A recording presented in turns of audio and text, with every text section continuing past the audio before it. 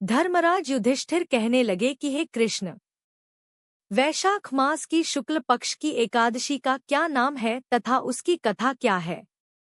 इस व्रत की क्या विधि है, यह सब विस्तारपूर्वक बताइए।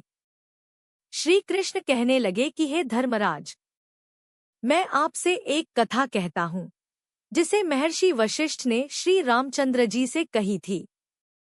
एक समय श्रीराम बोले कि हे गुरुदेव, कोई ऐसा व्रत बताइए जिससे समस्त पाप और दुख का नाश हो जाए। मैंने सीताजी के वियोग में बहुत दुख भोगे हैं। महर्षि वशिष्ठ बोले, हे राम, आपने बहुत सुंदर प्रश्न किया है।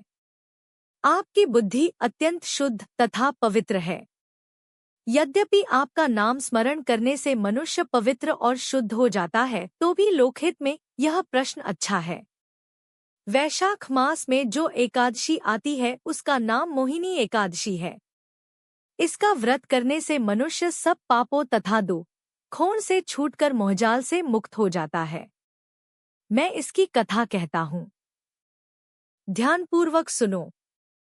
सरस्वती नदी के तट पर भद्रावती नाम की एक नगरी में द्युतिमान नामक चंद्रवंशी राजा राज करता था। वहां धनधान्य से संपन्न व पुण्यवान धनपाल नामक वैश्य भी रहता है। वह अत्यंत धर्मालु और विष्णु भक्त था।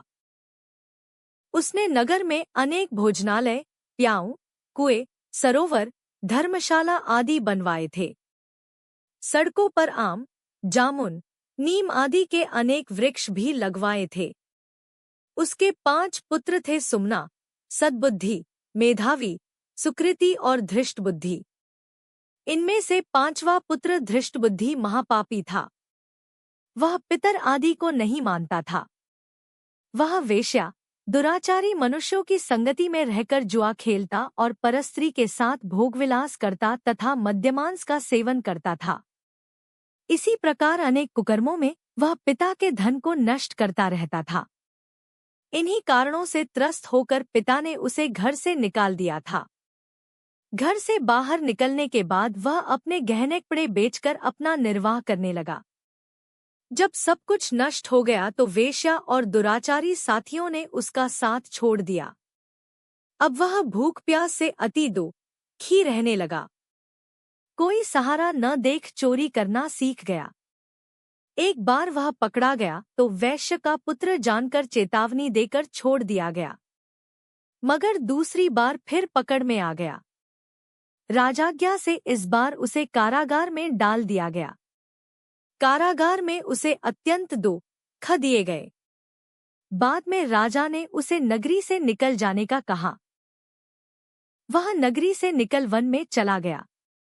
वहां वन्य पशु पक्षियों को मारकर खाने लगा। कुछ समय पश्चात वह बहेलिया बन गया और धनुष बाण लेकर पशु पक्षियों को मार मार कर खाने लगा। एक दिन भूख प्यास से व्यथित होकर वह खाने की तलाश में घूमता